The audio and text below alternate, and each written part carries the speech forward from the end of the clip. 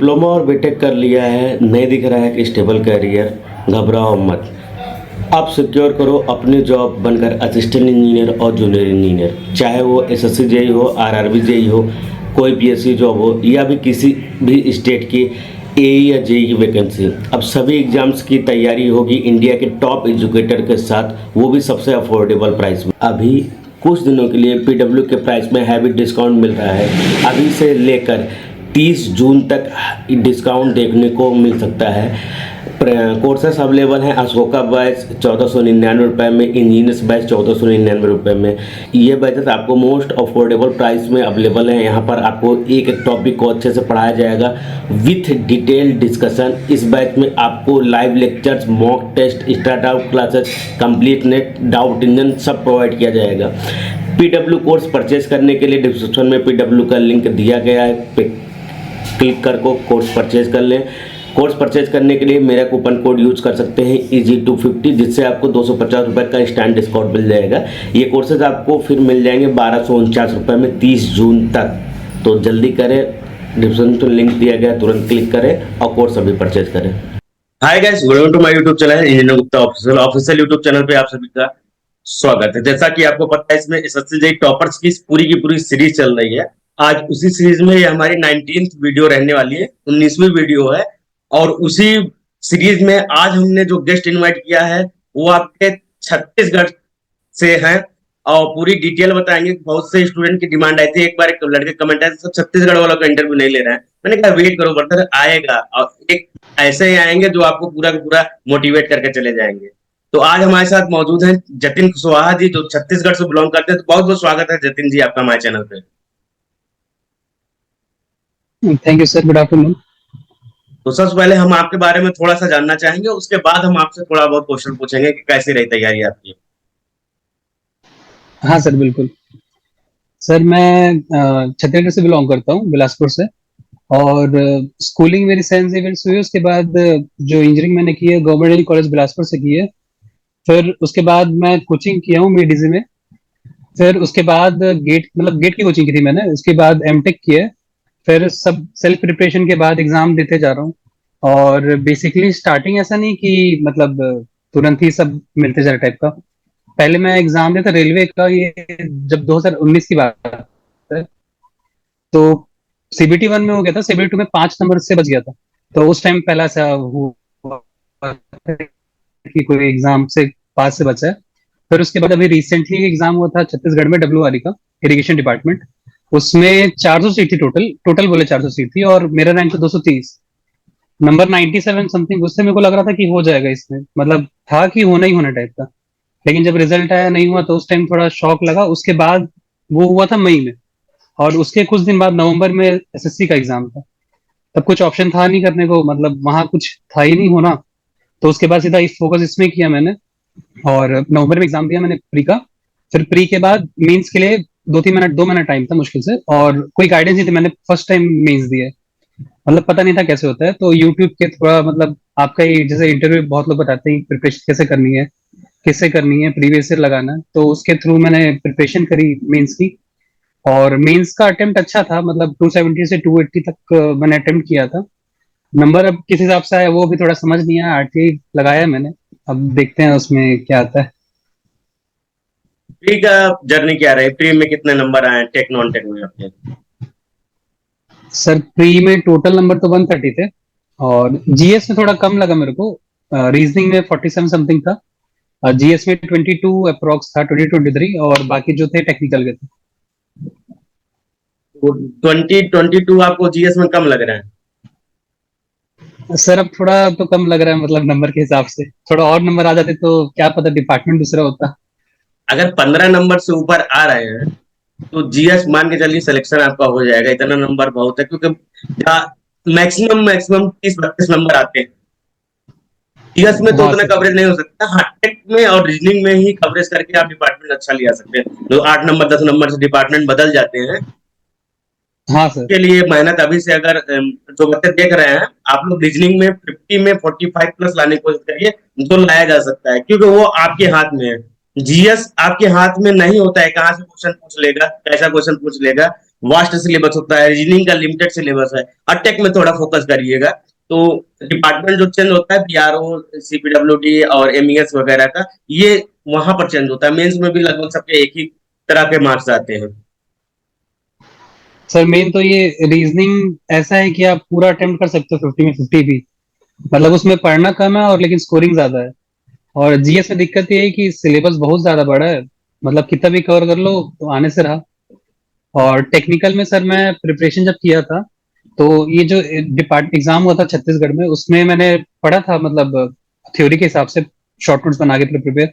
लेकिन जब एसएससी का एग्जाम हुआ था प्री, तो उस टाइम मैंने बस टेक्स्ट बुक के क्वेश्चन ही लगाए, उसी का नोट्स बनाया। मैं कुछ अलग से ऐसा पढ़ के नहीं गया, जो पहले की प्रिपरेशन थी वही थी। और जो बस क्वेश्चन किया उसी से ही सब चीज कवर किया मैंने, मतलब क्वेश्चन ही क्वेश्चन किया हूं बस।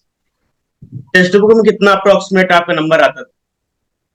सर टेक्स्ट बुक में 150, मतलब मैक्सिमम जो टच हुआ 156 157 गया। और जो रेंज था वो 130 से लेके 150 से 127 ही था, उसके बीच में ही था। एक आध दो टेस्ट थोड़े हार्ड थे, तो उसमें 120 या 116 ऐसे कुछ आए। ये लगभग लगभग उतना ही नंबर पाए हैं जितना आपका हाँ टेस्ट उतना में ही आ आया रहा है है। हाँ सर सेम ही लगभग आया है। तो वहां पे क्या हार्ड लगता था आपको टेस्ट देते समय? रीजनिंग हार्ड लगती थी, जीएस या टेक, क्या हार्ड लगता था तीनों में? सर जीएससी है स्टार्टिंग से हार्ड, मतलब वो कहाँ से पूछता है वही समझ नहीं आया आज तक का।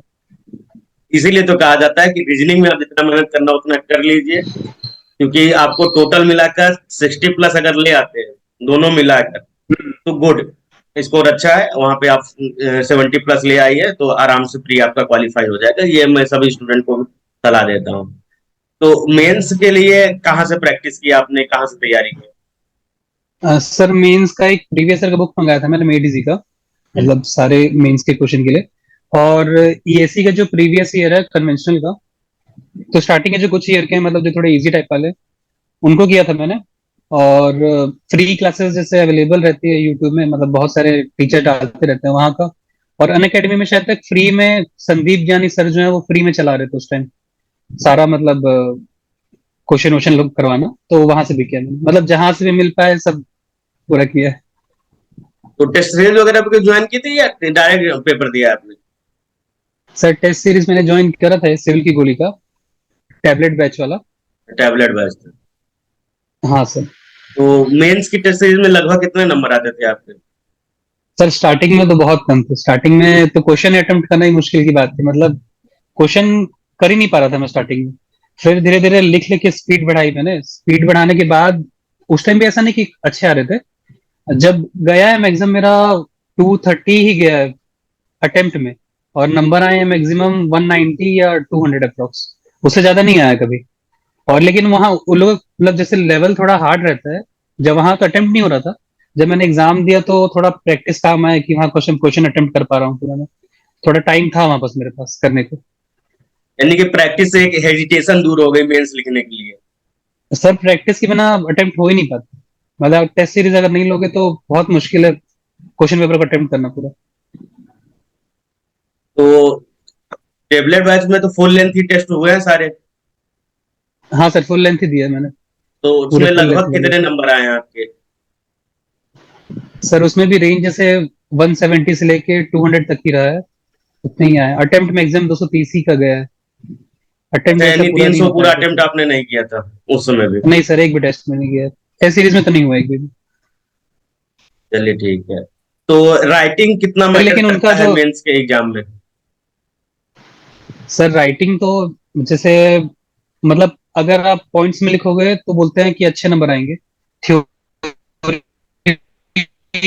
जबरदस्ती का भरने का कोई मतलब नहीं है, सामने वाले को अगर जो पॉइंट दिख जाएगा उससे भी नंबर दे देगा वो।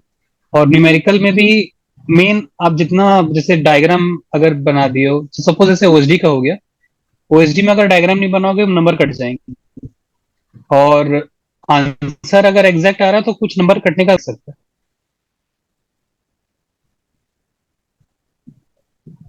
और सर जैसे ये मतलब जब मेंस का मैं प्रैक्टिस कर रहा था, तब उस टाइम बहुत सारा चीज ऐसा होता है कि हम लोग जो प्री में पढ़ते हैं वो एक लिमिट तक ही पढ़ते हैं, मतलब सपोज जैसे फॉर्मूला है, फॉर्मूला को पढ़ लिया, आंसर लाना है उसमें। लेकिन सर यहाँ बस उसका मतलब एप्लीकेशन टाइप का करना पड़ता है मेंस में। सपोज जैसे कि ओएसडी हो गया या फिर कोई एनवायरमेंट डिजाइनिंग हो रहा है, तो वहां पास एजम्पशन भी आपको खुद से ही करना है, और एजम्पशन भी ऐसा करना है कि वो वैल्यू लिमिट के बीच होनी चाहिए, उसके बाद आंसर आएगा उससे। तो प्री और मेंस में थोड़ा अप्रोच अलग है। मतलब ऐसा नहीं कि आप वो कर लियो तो नहीं पढ़ोगे तो आपका आराम से हो जाएगा, इसमें प्रैक्टिस करना जरूरी है इसमें। नए स्टूडेंट के कंफ्यूजन होता है कि हम प्री की तैयारी स्टार्ट करें या मेंस की तैयारी स्टार्ट करें, कैसे करें तैयारी, उसमें थोड़ा सा बच्चे कंफ्यूज होते हैं, तो उनको क्या सलाह देंगे? सर प्री की तैयारी आपको पढ़ना तो पूरा ही है, छोटा छोटा चीज पूछता है आपसे, फॉर्मूला तो सारा पता ही रहना चाहिए। लेकिन अगर टाइम कम है, स्मार्ट अप्रोच लगाना है, तो वो देखिए कंटेंट कितना, वेटेज कौन सा सब्जेक्ट कितना आ रहा है। अगर वेटेज सब जैसे स्टील में चल देंगे या फिर स्ट्रक्चर में चल देंगे, उतना क्वेश्चन नहीं आएगा स्ट्रक्चर वक्चर से। तो उसमें टाइम वेस्ट करने के बजाय ऐसा चीज पढ़िए जो ज्यादा वेटेज रखता हो। और प्री मीन्स अगर प्री कर रहे हैं तो आप साथ में मीन्स कर ही रहे हैं, अगर पढ़ेंगे तो काम आना ही आना है। कोई भी थ्योरी हो गई, प्री में आप पढ़ेंगे उसी को मीन्स में लिखना है। थोड़ा न्यूमेरिकल कैसा रहता है, जैसे हम लोग आरसीसी में अगर हम लोग कुछ चीज को वैल्यू निकाल रहे हैं, तो बेस में उसको डिजाइन करना है। तो डिजाइन करने के लिए आपको जो उसका बेसिक स्टेप हो तो पता ही रहना चाहिए, उसके बाद डिजाइन होगा।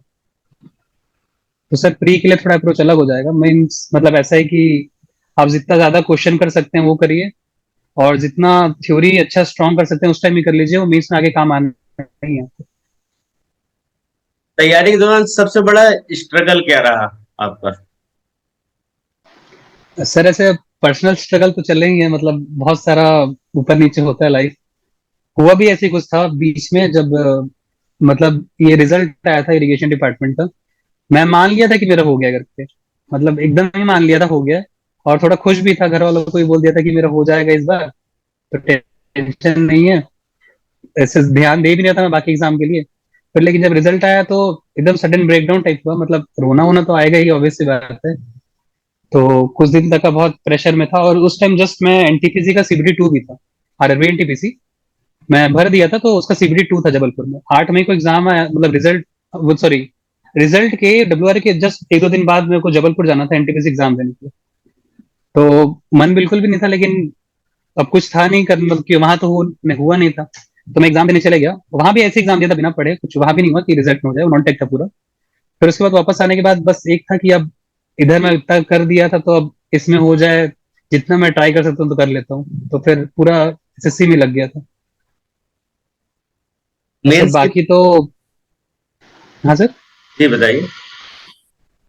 सर बाकी तो जैसे है कि घर वाले सपोर्ट कर देते हैं, मतलब इतना कि कुछ भी हो कर लेगा टाइप का सपोर्ट पूरा रहता है हमेशा।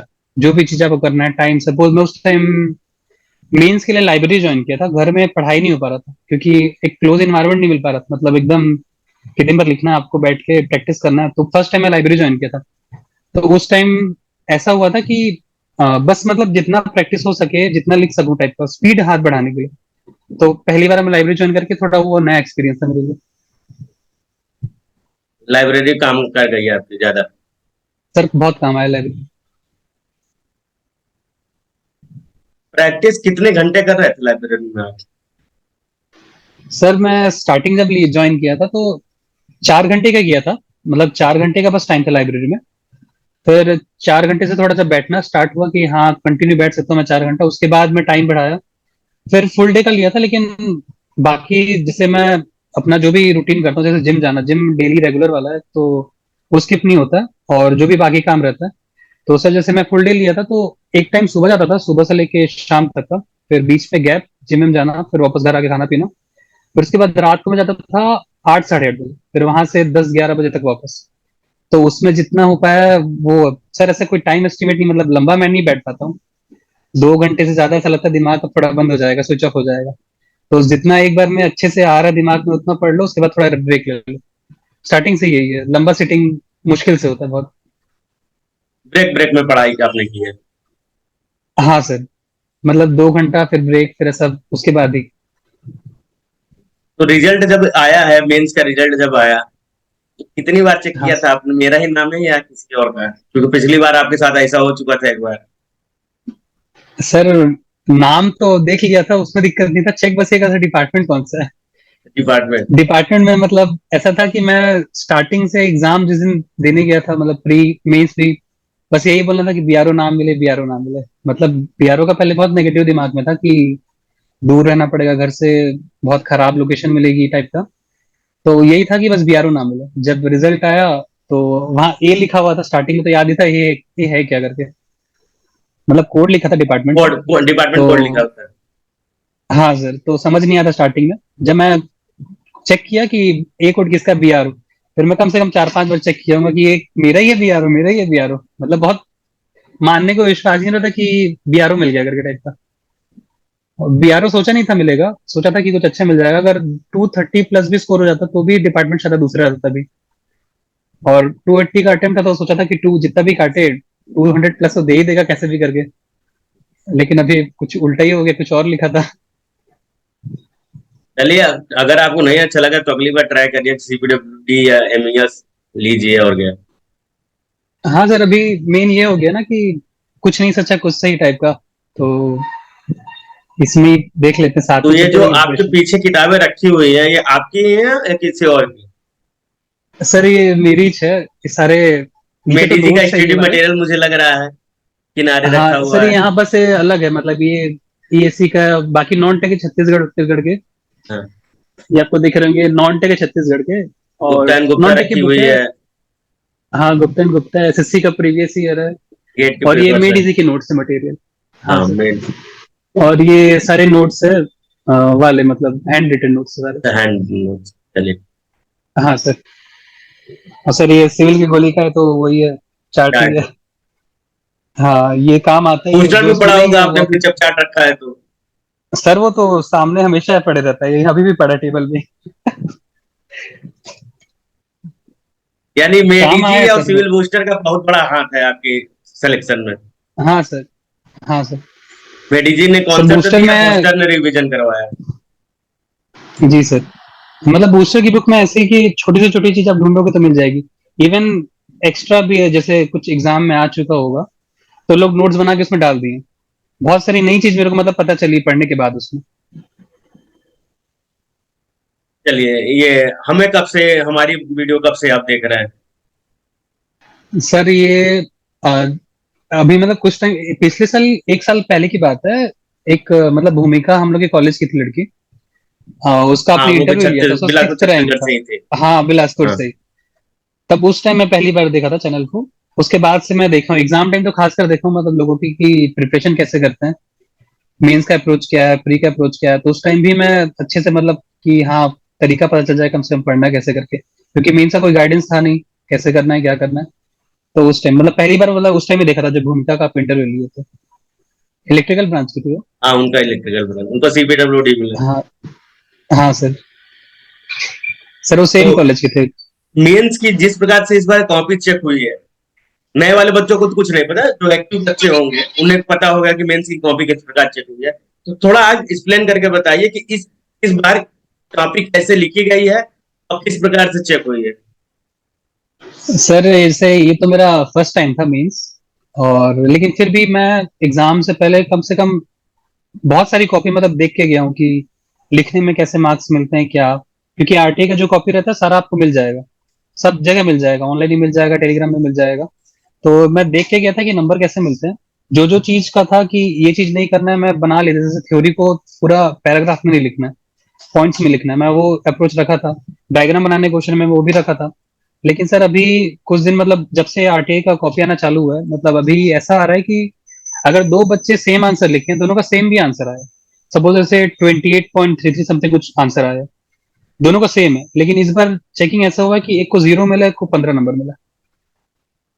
और एक और क्वेश्चन में देखा था, एनवायरमेंट का था, उसका आंसर 3.33 लीटर पर सेकंड एक ने लिखा था, और एक ने लिखा था 3.33 इंटू 10⁻³ मीटर क्यूब पर सेकंड। अगर कन्वर्जन करेंगे दोनों सेम है, हाँ, दोनों लेकिन एक से। को मार्क्स मिले, एक को मार्क्स नहीं मिले। तो ये डिपेंड करता है चक्कर के ऊपर, अब किस्मत वाली बात भी है थोड़ी। तो ये हम कह सकते हैं कि एसएससी जेई मेंस में लक काम करता है। हाँ सर, बिल्कुल लग तो काम करता है, बहुत ज्यादा ही लग काम करता है। क्योंकि मैं एक ऐसे कैंडिडेट को जानता हूं जिसके 2 क्वेश्चन सही भी नहीं थे, तब भी उसको फुल नंबर मिले। सर तो लग काम कर रहा है उसका। और उसको सीपीडब्ल्यूडी भी मिला है। तो सर ये तो अच्छी बात है, लेकिन बहुत सारे ऐसे भी हैं जो सही लिख के आए लेकिन फिर भी बाहर चल दिए हैं, बट मतलब क्वालिफाई नहीं कर पाए। चलिए, इसीलिए कहते हैं एसएससी लक का भी खेल होता है।